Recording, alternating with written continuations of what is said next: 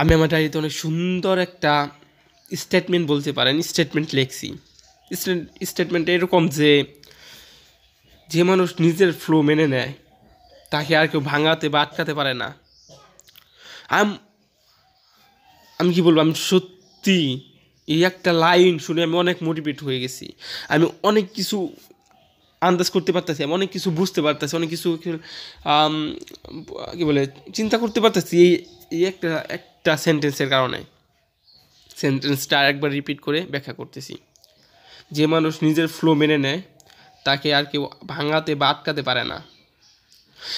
সেন্টেন্সের কারণগুলো হলো, সেন্টেন্সের মানেটা হলো, যখন তুমি তোমার দুর্বলতা, নিজের ব্যর্থতা, নিজের ভয়, নিজের সবচেয়ে কি নাই কি না থাকার কারণ, এগুলো যখন তুমি জেনে যাবা তখন তোমাকে কেউ আটকাতে পারবে না। তখন তুমি নিজের দুর্বলতা যেগুলো নাই সেগুলো ছাড়াই যা যা আছে সেগুলোকে একসঙ্গে নিয়ে, আর যেগুলো নাই সেগুলোকে একখানে করার চেষ্টা করবে, আর যা কিছুই আছে সেগুলো নিয়ে শুরু করার চেষ্টা করবে ওই মুহূর্ত থেকেই।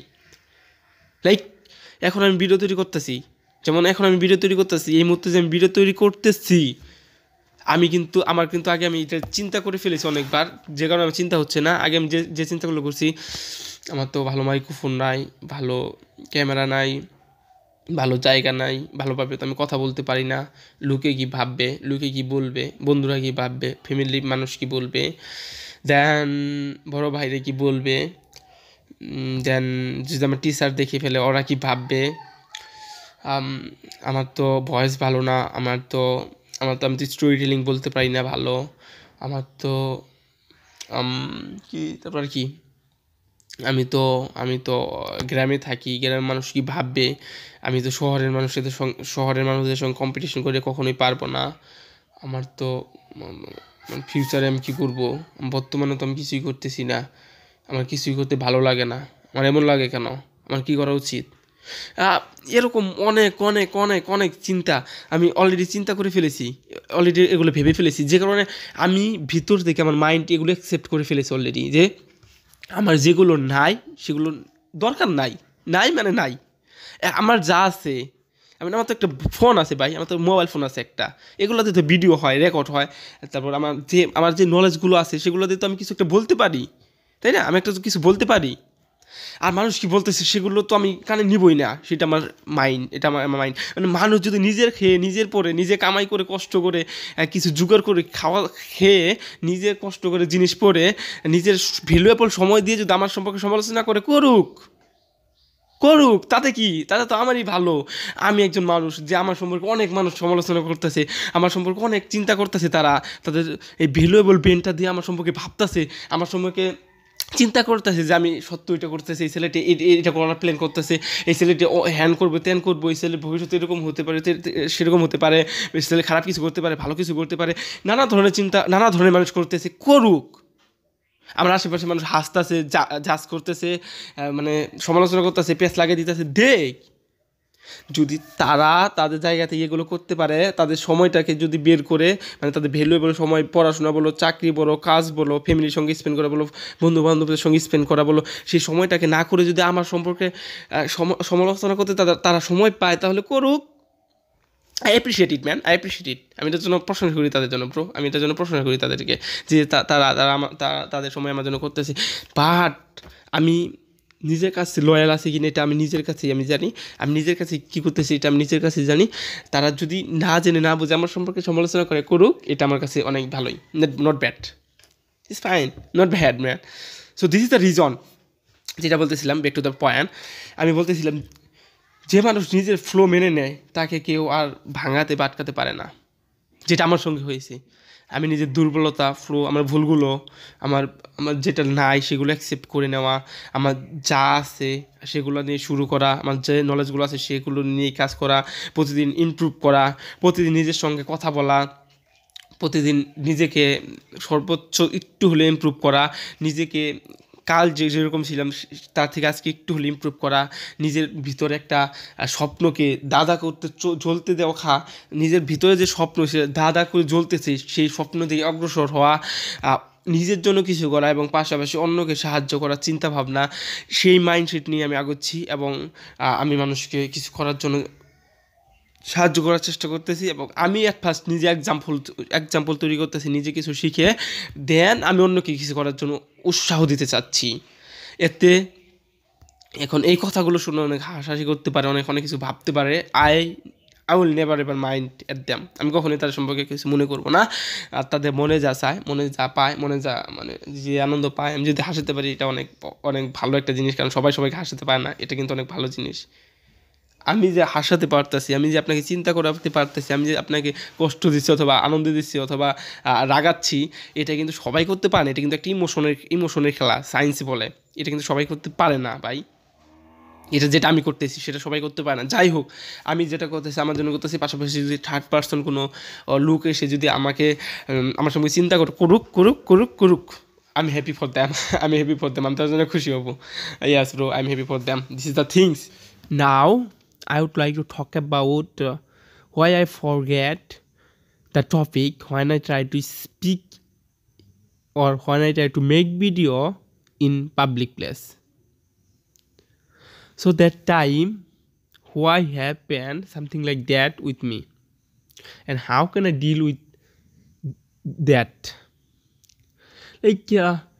Like যখন আমি পাবলিকে ভিডিও তৈরি করতে যাই, মানে আমি এখন ভিডিও তৈরি করবো পাবলিক প্লেসে, আমার সাথে আমার বন্ধুরা আছে বা আমার এক বন্ধু আছে বা আমি একাই আসছি। সো দ্যাট টাইম মানে ওই সময় আমি ফিল করি শুধু কি টপিক থাকবে, কি বলা উচিত, কি বলবো, আমার কি টপিক আছে, কি কভার করা উচিত, কোন বিষয়ে কথা বলবো। যদিও এখন আমার অনেক বিষয় মনে পড়তেছে, যেমন আমি কথা বলতে পারি লিডারশিপ সম্পর্কে, আমি কথা বলতে পারি মাইন্ডসেট মেন্টালিটি সম্পর্কে, আমি কথা বলতে পারি আমাদের গ্রাম সম্পর্কে, আমি কথা বলতে পারি আমার জার্নি সম্পর্কে, আমি কথা বলতে পারি আমি কীভাবে শুরু করেছিলাম, আমি কথা বলতে পারি ডাক্তার মাইলস মন্ডল সম্পর্কে, আমি কথা বলতে পারি ইউটিউবিং সম্পর্কে আমি কথা বলতে পারি বাংলাদেশ ছাত্রদের সম্পর্কে, আমি কথা বলতে পারি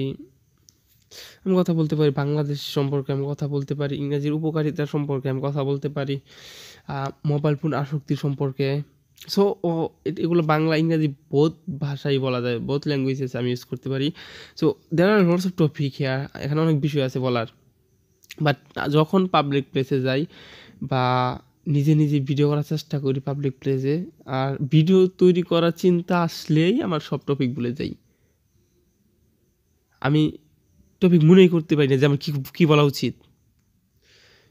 সো সেই সময় মনে হয় আমার শরীরে জ্বর এসে পড়লো, সব ভুলে যাচ্ছি, কেউ এসে আমাকে সাহায্য করুক।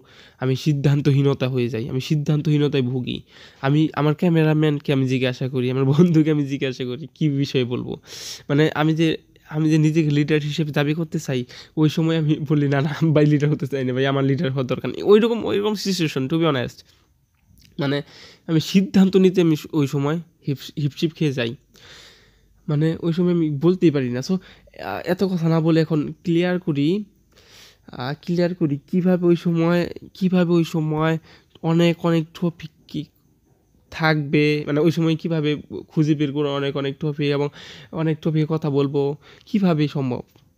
যদি ওই সময় আমি নিজেকে বোঝাতে চাই আমি অনেক বিষয়ে জানি, এই বিষয়ে কথা বলতে পারি, ওই বিষয়ে করতে পারি, সব কিছু আমি নিজেকে বোঝাতে পারবো, আমার মাইন্ডও জানে, ওই সময় শুধু সে মনে করতে পারে না, কারণ সে ওভার থিঙ্কিং করে। ফার্স্ট একটা কথা।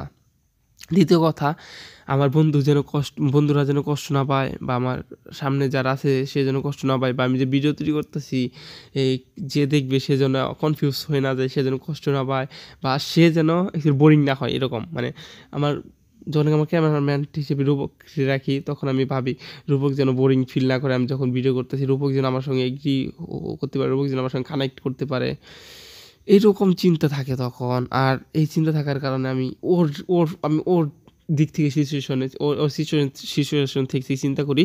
আর যখন ওর সিচুয়েশন থেকে চিন্তা করি, তখন দিন শেষে আমি কিন্তু মানে আমি টপিক খুঁজে পাই না কী বলবো, ওর পছন্দ কী বলা যায়, ওকে কীভাবে স্যাটিসফাইড করা যায়। কারণ অনেক পোলাপান আছে যাকে ডাকলে আসে না, কিন্তু ও আসে। সো ওকে আমি রূপকে আমি স্যাটিসফাইড করার জন্য চেষ্টা করি সর্বোচ্চ। আর যখন আমি ওর দিক থেকে চিন্তা করি, আর সেই সময় আমি যখন ওভার থিঙ্কিং মুডে থাকি, আমি মানে টপিক আর খুঁজে পাই না, মানে ওকে সন্তুষ্টি করতে পারি আসলে কীভাবে এমন এমন কথা বলা যায় যেন খুব সন্তুষ্টি হয়। But reality not like that. আমাকে যে কোনো একটি স্পেসিফিক টপিক ধরে কথা বলতে হবে, ওই টপিকে ডিপে চলে যেতে হবে, ওই টপিক খারাপ দিক ভালো দিক এবং আমার মন্তব্য, এবং ওই টপিকে ওইভাবে কোনটা করলে ভালো হয় কোনটা করলে খারাপ হয়, সর্বোচ্চ ডিপে যে ওই বিষয়ে কথা বলতে হবে, ওই টপিকে কথা বলতে হবে। এতে একজনের ভালো লাগুক বা খারাপ লাগুক এটা দেখে বিষয় না। এতে আমি যখন বলবো আমারই কষ্ট হবে, আমারই খারাপ লাগবে মাঝে মধ্যে, বাট এটা দেখার বিষয় নাই। এই একটা বিষয় যদি আমি স্কিপ করতে পারি, যে এক গ্রুপ অফ পিপল থাকে, একটা গ্রুপ মানুষ থাকে, তারপর যখন ক্যামেরাম্যান হিসেবে একজন থাকে বা অনেক মানুষ যখন দেখে, তাদেরকে সন্তুষ্টি করার কোনো দরকার নেই ভাই।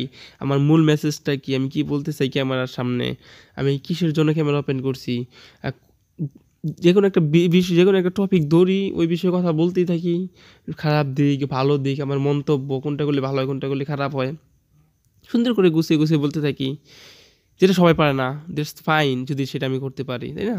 সো টপিকটা চিন্তা করা যাবে না। ক্যামেরা যখন মানে কথার কথা আমি এখন বাইরে গেলাম, আমার কোনো প্রিপারেশন নাই, উইদাউট প্রিপারেশন আমি বাইরে গেলাম ভিডিও তৈরি করার জন্য, আমার সঙ্গে অনেক মানুষ আছে বা কেউ নেই, আমি ভিডিও তৈরি করতেছি, রূপককে বললাম বা অন্য একজন মানুষকে বললাম ক্যামেরা ধরতে, তখন আমি কি টপিক খোঁজার জন্য তাকে জিজ্ঞাসা করবো, বা টপিক না খুঁজতে পেয়ে আমি কি চুপ করে থাকবো?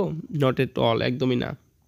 আমার যে কোনো একটা টপিক মনে করে ইমিডিয়েটলি, অথবা যদি টপিক নাও থাকে ক্যামেরাটা অন করব, ক্যামেরা অন করে ক্যামেরা সম্পর্কেই বলবো, আমার নিজের সম্পর্কেই বলবো, যেটা আগে আমি ভিডিও তৈরি করছি ওই আগের সম্পর্কে করবো, বা আমার ভিডিও তৈরি করার কেমন প্ল্যান ছিল, বা আমি লাস্ট ভিডিওটা আমার কেমন ছিল, ভিডিওটা যে তৈরি করছি সেটা তৈরি করার পর ভিডিও কোয়ালিটি, ভিডিও খারাপ দিক ভালো দিক আমি ব্যাখ্যা করবো, মানে অনেক অনেক অনেক বিষয় আছে এখন আমার মনে পড়তেছি, কিন্তু সত্যি বলতে পাবলিক প্লেসে মনে থাকে না ওভার থিঙ্কিংয়ের কারণে।